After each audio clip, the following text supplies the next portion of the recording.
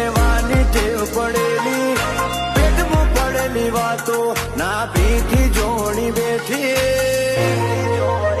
હે તું એ રંગ જબરો રાખ્યો મારી પેઢીઓની પૂજેલી.